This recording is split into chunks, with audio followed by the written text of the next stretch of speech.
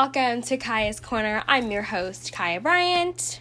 I think at this point it's safe to say that even the most introverted of people are tired of being in quarantine, and for some of us, it's been a nightmare since day one.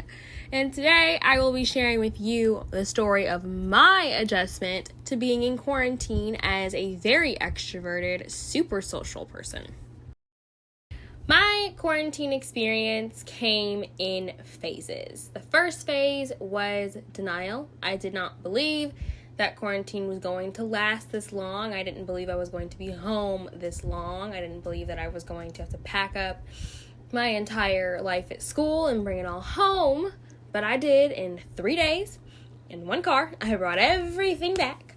And once I realized that it was real and it was happening and it was not going to be a quick blowover, but it was going to be a legitimate situation. Once the stay-at-home order was issued for Maryland, I realized, okay, this is real. So I went through a phase where I was stir crazy, just could not sleep. My appetite was all off. I was watching Netflix until 7, 8 o'clock in the morning, on Instagram late at night, just not sleeping. And then I would sleep until 6, 7 o'clock in the afternoon, and it just became this vicious cycle of up until the early morning, sleep until the late evening, and it just really started throwing my entire body off. I started getting really bad headaches and feeling lightheaded and dizzy sometimes. So my body was definitely letting me know this is not what we need to be doing. This is not a healthy way to live. So I did eventually get my sleep schedule back on track, and I found a way to stay busy by coloring. I started doing adult coloring pages, and that kind of helped me get through that little phase of not being able to sleep, not being able to really eat properly, and everything has since gotten back to normal. I went through a phase where I was way too busy. I started trying to overwork myself to forget about the fact that I was stuck in the house. I started doing Lord knows how many things in one day, and I was doing so much that I actually ended up with a knot in my back from all the stress and also being hunched over at a computer 24/7 doing whatever I was doing. So after the stir crazy phase and the overworking myself, I kind of found a healthy medium. I started a new Netflix show called Heart of Dixie. It's not new on Netflix. It's actually from 2011, but I just started watching it and I'm obsessed. But I found a show to watch on Netflix. I started eating healthier snacks late at night, eating fruit rather than popcorn and cookies and ice cream.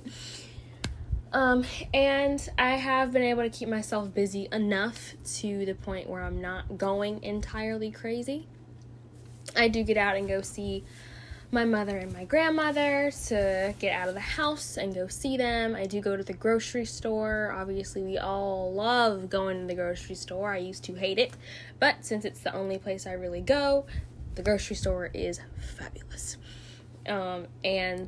Maryland is slowly starting to reopen, so we will see how long it takes before life is back to normal for all of us. But my quarantine experience has been interesting. It's been a really unique adjustment. I went from a life of being out with my friends all the time, constantly socializing, constantly being out, to being in the house for days on end in about a week. It just flipped right over.